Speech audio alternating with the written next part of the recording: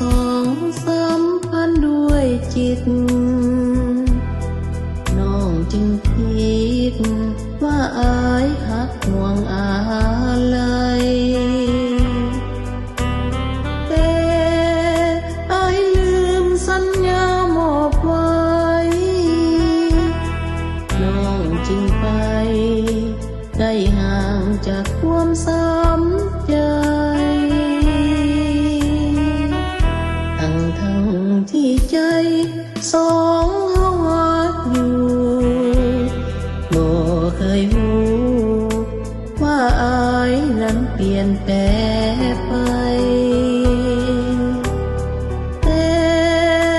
อายมีหญิงเคียงคู่ใจน้องจึงได้น้ำตาไหลลินหลั่งน้อง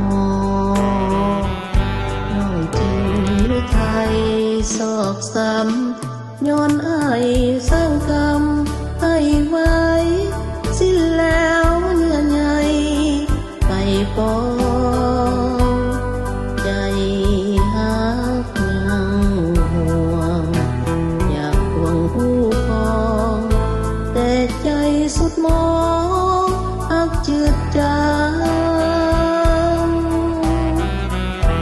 เส้นทางความหักสองต้องคมคืนสุดกำคืนคืนแต่ความหลัง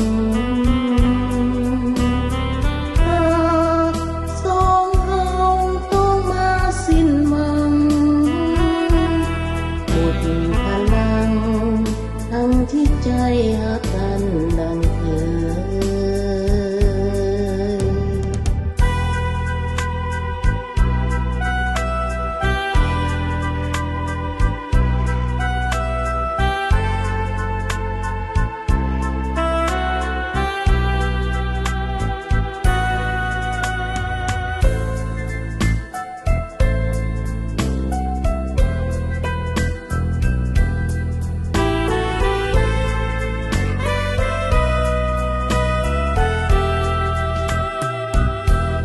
จึงหรือไทยศอกซ้ำย้อนอายสร้างกรรมให้ไว้สิ้นแล้วเนื้อใหญ่ไปปองใจ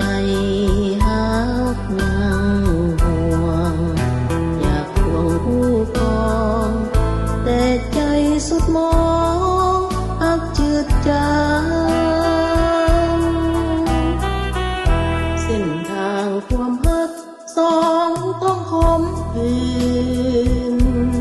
สุดกำคืนคืนแต่ความหลัง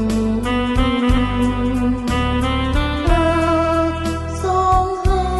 ต้องมาสิ้นหวังหมด